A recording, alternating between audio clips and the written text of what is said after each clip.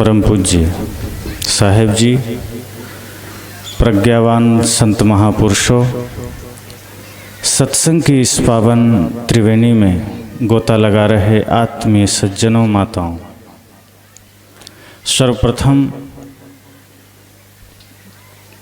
स्वरूपलीन सदगुरु श्री गणेश साहेब जी के इस पावन जन्म जयंती पर आप सबको हार्दिक शुभकामनाएं दूं। और आप सबको याद होना चाहिए, आज एक और महापुरुष जिन्होंने भारत का नाम रोशन किया इस धरती पर, इस दुनिया में, स्वामी विवेकानंद जी, उनकी भी जयंती है। तो उस अवसर पर भी मैं आप सबको हार्दिक शुभकामनाएं देता हूं,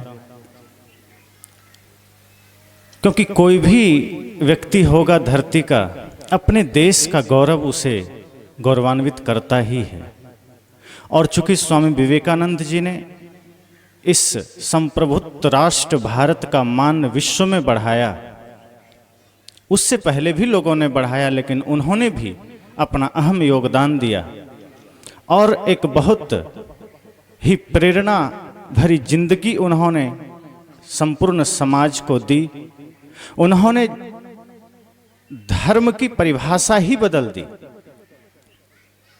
जो कार्य हमारे महापुरुषों ने किया, पहले जो लोग धर्म को किसी व्यक्ति विशेष की संपत्ति समझते थे, जो लोग पहले धर्म को किसी की जागीर समझते थे, ऐसे महापुरुषों ने, जिसमें खास करके महात्मा बुद्ध, महात्मा महावीर, सदगुरु कबीर, नानक, रैदास जैसे संतों ने उसकी परिभाषा ही बदल दी। उन्होंने कहा, तुम धर्म के मर्म को समझते नहीं हो, इसलिए ये मान बैठे हो कि ये धर्म कहीं किसी संप्रदाय में सिमट गया है, और तुम्हें ये लगता है कि धर्म किसी शास्त्र में जाकर सिमट गया है, तुम्हें ये लगता है कि धर्म किसी जाति विशेष में जाकर सिमट गया है, और ये इसलिए ऐसा लगता है क्योंकि तुमने धर्म को समझा नहीं। इसलिए आज आप अनुभव करें, आप जहां भी जाएं, कहीं हिंदू का मंदिर आपको दिखेगा, आप कहीं भी जाएं आपको मुस्लिमों का मस्जिद आपको मिलेगा, आप कहीं भी जाएं ईसाइयों का चर्च आपको मिलेगा। तमाम तरह के मंदिरें भारत में निर्मित हैं, चाहे वो राम की हों, कृष्ण के हों, चाहे वो महादेव की हो, चाहे दुर्गा की हो, लेकिन एक भी ऐसा मंदिर मिलना मुश्किल है जो मंदिर इंसान की हो। ये सारे संप्रदायों के मंदिर दिखेंगे, ये सारे चर्च, गिरजाघर, गुरुद्वारों का दर्शन होगा, लेकिन इंसानियत का मंदिर मुश्किल से ही मिलता है। कारण इतना है कि हमने धर्म को मंदिरों में कैद कर रखा है। कारण इतना सा है कि हमने धर्म को शास्त्रों में सीमित कर रखा है। कारण इतना सा है कि हमने धर्म को बाहरी चीजों में सीमित कर रखा है। यह समझना आवश्यक होगा कि धर्म कोई क्रिया नहीं है, या जो ये सत्संग का आयोजन है ये कोई बाहरी क्रिया नहीं है, या ध्यान कोई बाहरी क्रिया नहीं है। हमने यही बड़ी भूल की है कि हमने इसे क्रिया समझा है। जो भी चीजें क्रिया होगी वो एक काल खंड में सीमित हो जाएगी, उसको फिर जीवन से कोई लेना देना नहीं रहेगा।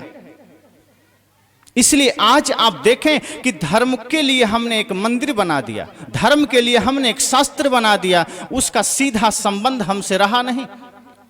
लेकिन ये आदमी की चालाकी है।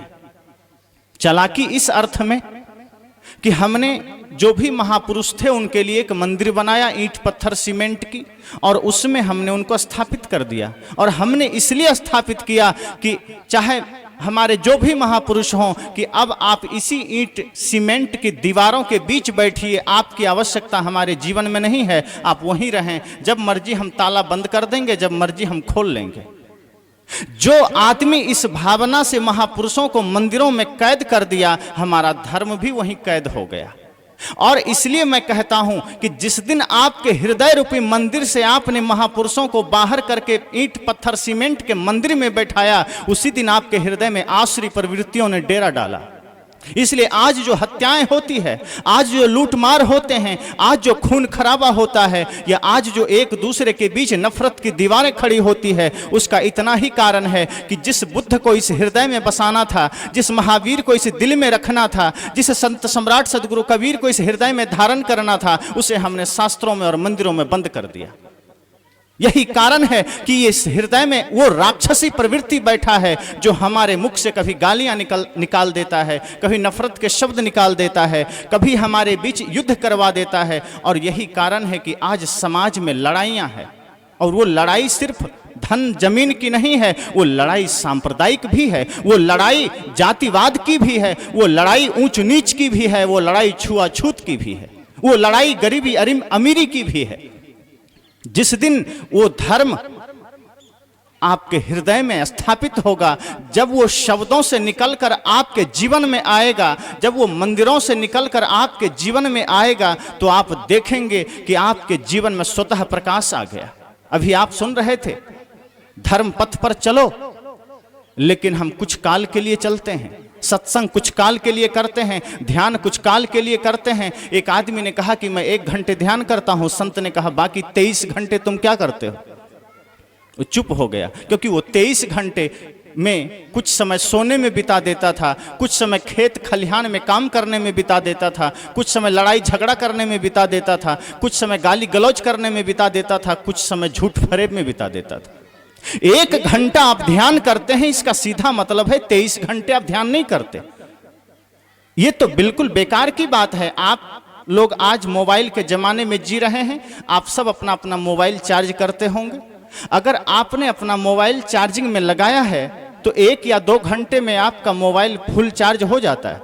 अब आप जरा सोचें कि जब तक आपका मोबाइल चार्ज में है तब तक वो मोबाइल काम करे, तब तक वो मोबाइल ऑन रहे, और जैसे ही चार्जिंग से हटाएं वो मोबाइल स्विच ऑफ हो जाए, तो आप क्या करेंगे?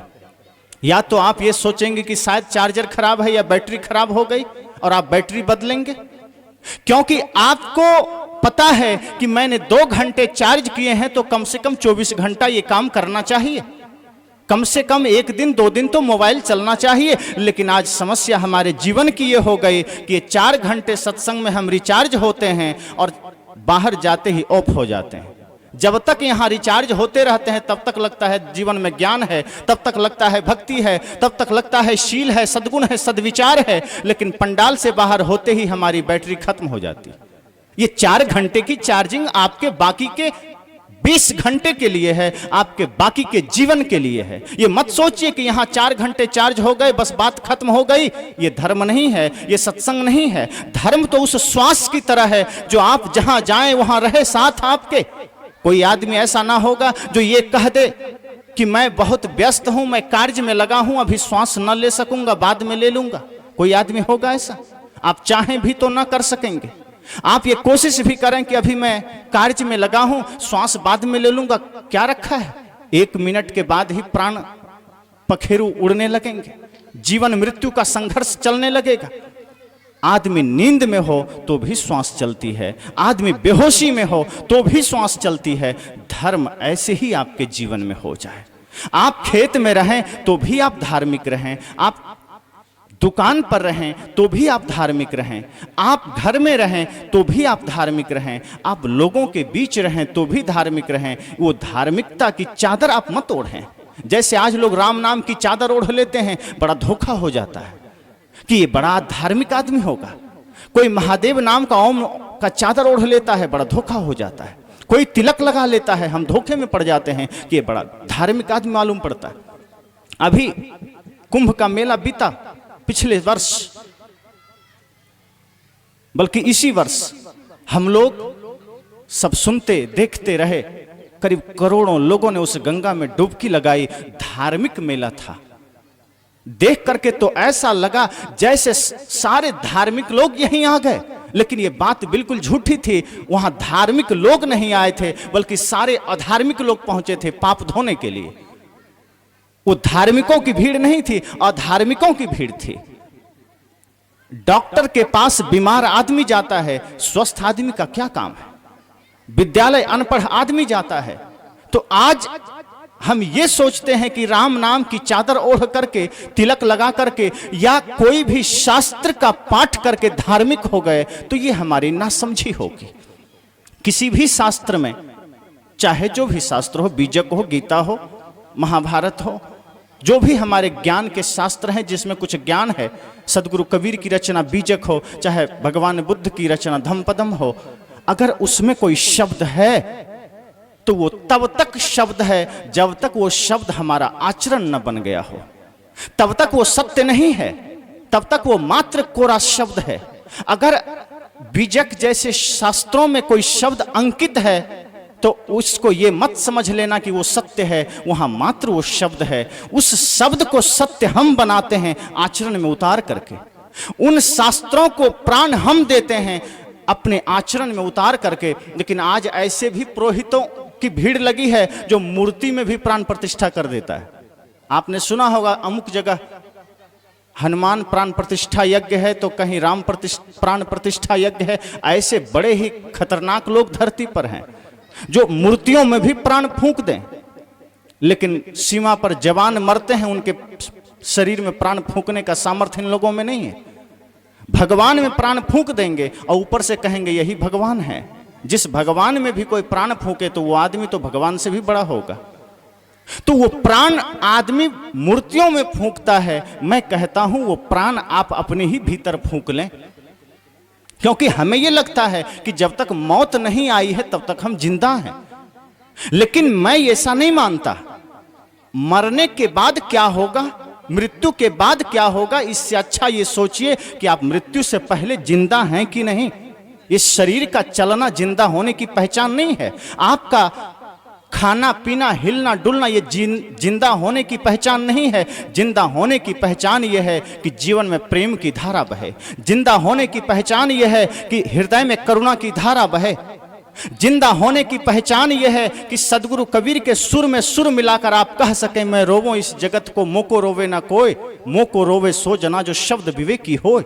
सदगुरु आप जैसे लोग या समाज के जो भी लोग हैं, वो एक व्यक्ति के लिए कोई रोता है, कोई परिवार के लिए रोता है, कोई पुत्र के लिए रोता है, कोई भाई के लिए रोता है। सदगुरु कबीर जैसे संत जिनके हृदय में दया करुणा प्रेम की वो विशाल सागर उमड़ता है जिसका अंदाजा भी नहीं लगा सकते। वो तो सीधा कहते हैं मैं जगत के लिए रोता हूं, जगत के लिए चिंतित हूं, एक एक व्यक्ति के लिए चिंतित हूं और सबको मैं एक अवस्था में देखना चाहता हूं। मैं सबको कर्म से ही धार्मिक देखना चाहता हूं। मैं सिर्फ बाहर से छाप तिलक में धार्मिक नहीं देखना चाहता।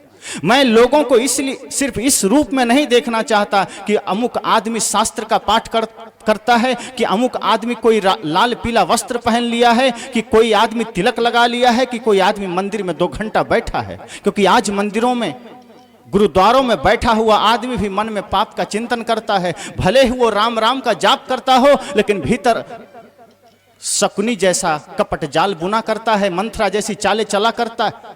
भले ही वो धर्म का पाठ करता हो, लेकिन भीतर उसके कुचिंतन चला करता है। तो मैंने कहा कि धर्म तब तक धर्म नहीं है, शब्द तब तक शब्द है जब तक वो हमारे आचरण में ना आ जाए वो सत्य नहीं बन सकता। वो शब्द ही है और उन शब्दों को सत्य हम बनाते हैं अपने आचरण में उतार कर। उन शब्दों को प्राण हम देते हैं अपने कर्म में उतार कर। लेकिन हमने ना दिया, हमने धर्म की परिभाषा बदल दी, हमने धर्म का अर्थ ही बदल दिया, हमने धर्म का व्याकरण ही बदल दिया। धर्म था सत्य, धर्म था प्रेम, धर्म था दया, धर्म है शील। इसको हमने धारण न किया, बाकी सब कुछ धारण कर लिया। आप बड़े भूखे हों, आपको भूख लगी है और मैं आपके सामने सोने की थाली रख दूं और मैं निवेदन करूं अब आप भोजन ग्रहण करें। आप कहेंगे आप पागल हैं। अरे सोने की थाली हटाओ, हाथ में ही दो, भोजन तो दो। थाली में कहीं भूख मिटती है? ये तो थाली हाथ में दे दिए हो। भोजन का महत्व है, चाहे वो पत्ते पर ही क्यों न दिया जाए, चाहे वो हाथों में ही क्यों न दिया जाए। शास्त्रों का महत्व नहीं है, मंदिरों का महत्व नहीं है, आचरण का महत्व है। वो चाहे आपको एक छोटे से बच्चे से भी मिल जाए, चाहे वो एक साधारण व्यक्ति से भी मिल जाए। कोई जरूरी नहीं है कि वो वेद से ही आया है तो जीने योग्य है, कोई जरूरी नहीं है कि वो मंदिरों से ही आया है तो जीने योग्य है, कि वो पंडालों से ही आया है तो जीने योग्य है। वो धर्म कहीं सीमित नहीं है। हमने धर्म को बांध रखा है किताबों में, मंदिरों में, पंडालों में, कि बस इस पंडाल में धर्म है, आगे नहीं है। सदगुरु कबीर कहते हैं घर को भी धार्मिक बना लो, घर को भी धर्म की स्थल बना लो। और जिस दिन आपके हृदय में धर्म का दिया जलेगा, अर्थात प्रेम का दिया जलेगा, सत्य न्याय करुणा की दिया जलेगा, उस दिन आप जहां होगे वही धर्मस्थल होगा, वही धर्म का पथ होगा। फिर जिस रास्ते पर आपका कदम जाएगा वही धर्म का मार्ग होगा। अभी तो हम चेष्टा करते हैं धर्मस्थल पर जाएं। साहब कहते हैं जब जीवन पवित्र होगा, मन पवित्र होगा, प्रेम का दिया हृदय में होगा, तो जहां जाओगे वही धर्मस्थल हो जाएगा, जहां खड़े होगे वही मंदिर हो जाएगा। अभी आप मंदिर में जाके पूजा करते हैं, साहब कहते हैं, लेकिन अगर आपका मन पवित्र होगा तो आप घर के आंगन में भी झाड़ू लगाओगे तो वो मंदिर ही होगा, वो पूजा ही होगी। और ऐसे धर्म को हमने धारण करने की चेष्टा नहीं की। 1 घंटे में धर्म को हमने सिमेट